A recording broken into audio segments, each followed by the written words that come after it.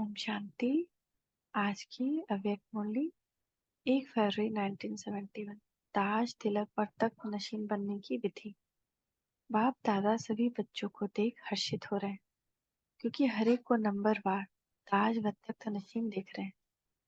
आप अपने को ताज व तख्त नशीन देख रहे हो? क्या हम अपने आप को ताज और तख्त में देखते हैं कि हम महाराजा महारानी बन रहे हैं? कितने प्रकार के ताज और कितने प्रकार के तख्त हैं? तो आपको कितने ताज हैं? 21 जन्मों के 21 ताज हैं। अभी कोई ताज है कि सिर्फ 21 ताज ही दिखाई देते हैं? तो अभी का ताज ही अनेक ताज धारण कराता है। तो अब अपने को ताजधारी देखते हो? कितने ताज धारण किए हैं? अनगिनत। पांडव सेना को कितने ताज हैं? दो शक्तियों को अनेक और पांडवों को दो। अगर अभी ताज धारण नहीं करेंगे तो भविष्य में ताज कैसे मिलेगा? इस समय सभी बच्चों को ताज व तख्त नशीन बनाते। तख्त नशीन मतलब समान के तख्त पर बैठना। मैं मास्टर सर्वशक्तिशाली, मैं परम पवित्र हूँ, ये सब तख्त है। तख्त नशीन अगर हैं तो ताजधारी भी होंगे। तख्त कितने प्रकार के हैं? अभी दिल के तख्त नशीन हो और अकाल तख्त नशीन तो हो ही। जैसे अकाल तख्त नशीन हो तो प्योरिटी की लाइट का ताज भी अभी ही धारण करते हो, और दिल के तख्त नशीन होने से, सेवाधारी बनने से जिम्मेदारी का ताज धारण करते हो। तो अब हर एक अपने को देखो कि दोनों ही तख्त नशीन और दोनों ही ताजधारी कितना समय रहते हैं। ताज और तख्त मिला है तो सबको है, लेकिन कोई कितना समय ताज व तख्त नशीन बनते हैं, ये हर एक का अपना पुरुषार्थ है। कईयों को स्थूल ताज भी धारण करने का अनुभव कम होता है तो बार बार उतार देते हैं, लेकिन यह ताज और तख्त तो ऐसा सरल सहज है जो हर समय ताजधारी व तख्तधारी बन सकते हो। तो कोई तख्त नशीन होते हैं तो तख्त पर उपस्थित होने से राज कारोबारी उसके ऑर्डर से चलते हैं ना। अगर कोई महाराजा है तभी तो प्रजा उसके ऑर्डर से चलेगी। अगर आज प्रधानमंत्री के पद पे ना रहे तो उसकी कोई बात मानेगा या राष्ट्रपति की बात मानेगा? तो मानता तभी है जब वो उस तख्त पर बैठा है। ऐसे ही जब हम आत्माएं अपनी तख्त पर बैठे हैं कि मैं आत्मा इन कर्मेंद्रियों का राजा हूँ, तभी ये कर्मेंद्रियां हमारा ऑर्डर मानेंगी, नहीं तो नहीं मानेंगी। नहीं तो बुरा सुन बोलेंगे, बुरा मत सुनो तब भी सुनेंगे, बुरा मत बोलो तब भी बोलेंगे, हमारी बात ही नहीं मानेंगे। तो अगर तख्त छोड़ते हो तो कारोबारी उसके ऑर्डर में नहीं चलेंगे। तो ऐसे ही आप जब ताज व तख्त छोड़ देते हो तो एक कर्मेंद्रिय आपका ऑर्डर ही नहीं सुनती, क्योंकि हम आत्मिक स्थिति में आत्मा राजा की तख्त पर नहीं बैठते।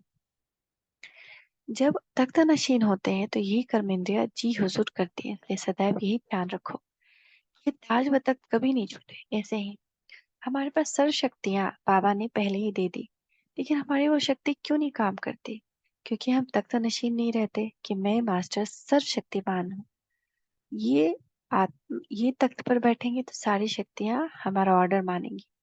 सहनशीलता की शक्ति प्रकट हो तो प्रकट होगी, ऐसे कोई हमारी बात नहीं मानेगी। कुछ भी शक्ति काम नहीं आएंगी समय पड़ने पर।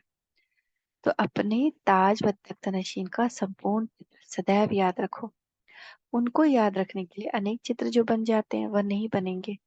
एक दिन के अंदर ही हर एक के भिन्न भिन्न रूप बदलने के चित्र दिखाई देते हैं। कभी क्रोध, कभी लोभ, कभी मोह, कभी अहंकार। तो अपना एक संपूर्ण चित्र सामने रखो। कभी अच्छा चित्र भी रहता है। तो देखो, ताज व तख्त नशीन बनने से निशाना और नशा स्वतः ही रहेगा।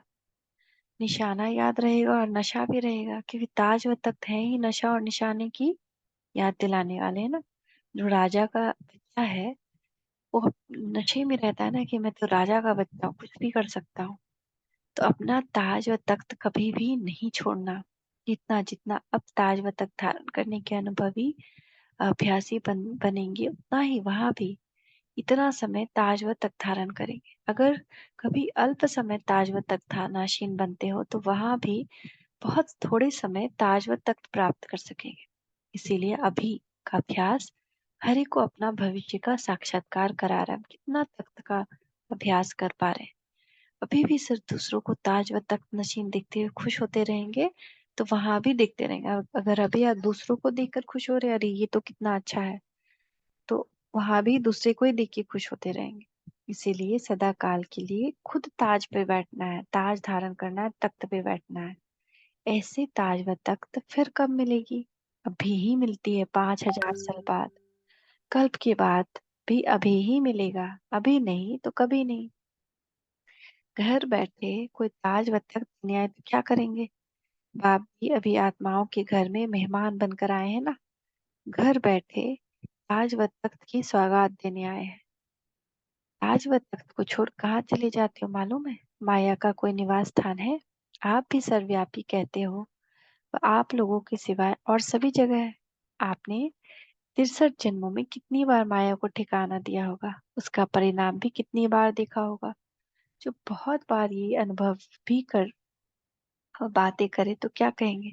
जैसे दिखाते हैं ना, ताज व तख्त छोड़ जंगल में चले जाते हैं, तो यह भी कांटों के जंगल में चले जाते हो। ताज और तख्त छोड़ देते हो और कांटों के जंगल में चले जाते हो। कहाँ तख्त, कहाँ कांटों का जंगल, तो क्या पसंद है? जैसे कोई भक्त का श्रृंगार करने वाले नियम प्रमाण नहा धोकर अपने मस्तक पर तिलक जरूर लगाते हैं। श्रृंगार के कारण, भक्ति के कारण, सुहाग के कारण भी तिलक लगाते हैं। तो ऐसे ही अमृत वेले तुम अपने को ज्ञान स्नान कराते हो, अपने को ज्ञान से सजाते हो। तो अमृत वेले जैसे यह स्मृति का तिलक देना चाहिए, लेकिन अमृत वेले यह स्मृति का तिलक देना भूल जाते हो। अगर कोई तिलक देते भी हैं तो फिर मिटा भी देते हैं। कई जैसे कईयों की आदत होती है, बार बार मस्तक को हाथ लगाकर तिलक मिटा देते हैं। अभी अभी तिलक देंगे, अभी अभी मिटा देंगे। ऐसे ही यह भी बात है, कोई को तिलक देना भूल जाता है, कोई देते हैं फिर मिटा देते हैं। तो लगाना और मिटाना दोनों ही काम चलता है ना। आजकल जो ज्यादा विश्वास नहीं करता तिलक पर, उनको लगाओ तो बाहर निकलते मिटा देंगे कि अरे इससे तो अच्छे नहीं लगेगा चेहरा। तो ऐसे ही हम लोग क्या करते हैं, माया के भान में आकर पहले तो तिलक लगाते हैं अपने आप को आत्मा की स्मृति का, नष्टो मोहा का, या बहुत सुंदर सुंदर स्मृतियों का, अपने समान का।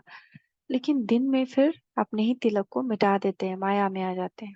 तो अमृत वेले का यह स्मृति का दिया हुआ तिलक सदैव कायम रहते हो, तो सुहाग, श्रृंगार और योगीपन की निशानी सदैव अपने मस्तक से दिखाई देगी। ये कोई स्थूल की बात नहीं। आज जो सब कहता है सदा सुहागिन, ये स्थूल का बात नहीं, ये अभी आत्मिक स्मृति की बात है। क्योंकि हम जब सजनिया शिव साजन की याद में है तो सुहाग कायम है। जब उनसे भूल जाते हैं तो अभागिन बन जाते हैं, यानी भाग्य ही खराब हो जाता है। तो इसकी निशानी मस्तक पर दिखाई दे, यानी मस्तक पर आत्मा चमकती रहे। जैसे भक्तों का तिलक देखकर के समझते हैं यह भक्त है, इस प्रकार आपकी स्मृति का तिलक इतना स्पष्ट सभी को दिखाई देगा जो दृढ़ महसूस करेंगे ये योगी तो आत्मा है। तो तिलक, ताज और तख्त सभी कायम रखो, तिलक को मिटाओ नहीं। अपने को मास्टर सर्वशक्तिशाली कहलाते हो, तो मास्टर सर्वशक्तिमान का ताज व तख्त धारण करना भी नहीं आता क्या? सदैव सिर्फ दो बातें कर्म करते हुए याद रखो। क्या कर्म करते हुए याद रखना? सिर्फ दो बात, जिससे प्रैक्टिस हो जाएगा। फिर ऐसी प्रैक्टिस हो जाएगी कि किसके मन में आए हुए संकल्प को ऐसे कैच करेंगे जिससे मुख से की हुई बात सरल रीति से कैच कर सकते हैं। तो आपको सुनाई दे देगा दूसरे के मुख की बात, और सिर्फ सुनाई नहीं देगा, आप मन टू मन उससे बात करेंगे कि आप ये कर लो, ये कर लो। वो सोचेंगे मेरे मन की आवाज है और वो वही करेंगे। जैसे कोई किसी को मुख से कहते हैं कि आप ये गंदी आदत छोड़ दो, वो नहीं छोड़ते हैं। लेकिन जब उनको हम मन से आवाज देंगे, मन टू मन बात करना आ जाएगा, उनकी आवाज सुन सकेंगे, उन तक आवाज पहुंचा सकेंगे, तो उनको लगेगा मेरे मन से आवाज छो निकल रही है कि ये गंदी चीज है, इसको मत छुओ। तो वो नहीं छुएंगे। एक दो के स्वभाव में भी अगर कोई की समानता होती है तो उनके भाव को सहज समझ सकते हैं। इसके लिए सिर्फ अपने संकल्पों की मिक्स चैरिटी नहीं होने देना, संकल्पों के ऊपर कंट्रोलिंग पावर जरूर होना है। जैसे बाहर का कारोबार कंट्रोल करने से कंट्रोलिंग पावर किसमें कितनी होती है, किसमें कितनी होती है, ऐसे ही मन के संकल्पों की कारोबार को कंट्रोल करने कंट्रोलिंग पावर नंबर 12 है। तो दो दो कौन सी बातें हैं जो याद करनी है, प्रैक्टिस करनी है? पहली बात, सदा स्मृति रहे, मैं हर समय, हर सेकंड, हर कर्म करते हुए स्टेज पर हूँ।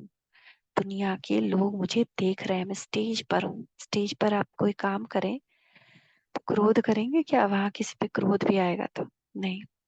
हर कर्म पर टेंशन रख देने से संपूर्ण स्टेज से नजदीक आते जाएंगे। दूसरी बात, सदैव अपने वर्तमान और भविष्य की स्टेटस की स्मृति में रखो कि मैं क्या बनने वाला हूँ। स्टेटस आपका कितना ऊंचा है तो हम क्यों अपना स्टेटस गिराएं, है ना। जब हम जानते हैं कि आज हम नहा लिए हैं तो हम फिर पखाना छूने तो नहीं जाएंगे।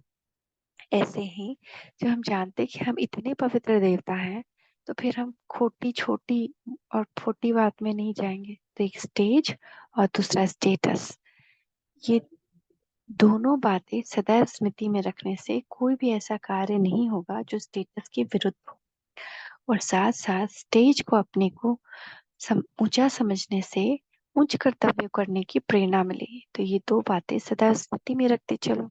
अच्छा, आप लोग दूर से आए हो, बाप दादा दूर से आए हैं, रफ्तार भले तेज है लेकिन दूरी किसकी है? आप लोग सफर से आए हो, बाप दादा भी सफर करके आए, इसलिए दोनों ही सफर वाले हैं। सिर्फ आपके सफर में थकावट है और इस सफर में अथक है। मधुबन निवासी बनना यह भी ड्रामा के अंदर बहुत बहुत सौभाग्य की निशानी है, क्योंकि मधुबन है वरदान भूमि। वरदान भूमि पर आए हो, वह है मेहनत की भूमि, यह है वरदान भूमि। तो वरदान भूमि पर आकर वरदाता से व वरदाता द्वारा निमित्त बनी हुई आत्माओं से जितना जो वरदान लेना चाहे वो ले सकते हैं। निमित्त बनी हुई श्रेष्ठ आत्माओं से वरदान कैसे लेंगे, यह हिसाब जानते हो? मधुबन में वरदान मिला है, वायुमंडल में पवित्र चरित्र भूमि में वरदान से भरा हुआ है, लेकिन निमित्त बनी हुई श्रेष्ठ आत्माओं से वरदान कैसे लेंगे?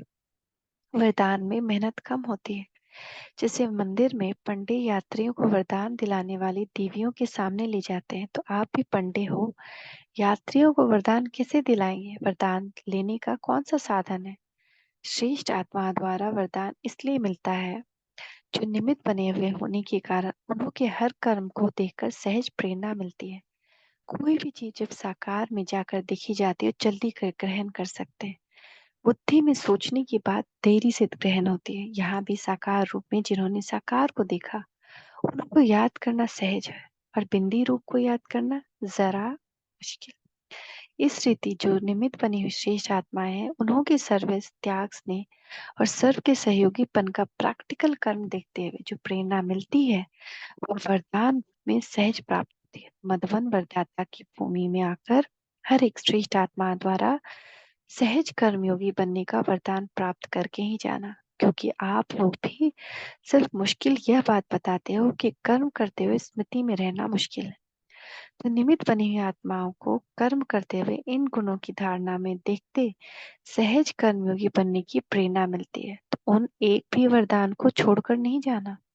सर्व वरदान प्राप्त करते करते स्वयं भी मास्टर वरदाता बन जाएंगे। अच्छा, मीठे मीठे बाप दादा को हम बच्चों का याद प्यार शुक्रिया। शुक्रिया बाबा, शुक्रिया। ओम शांति, ओम शांति, ओम शांति।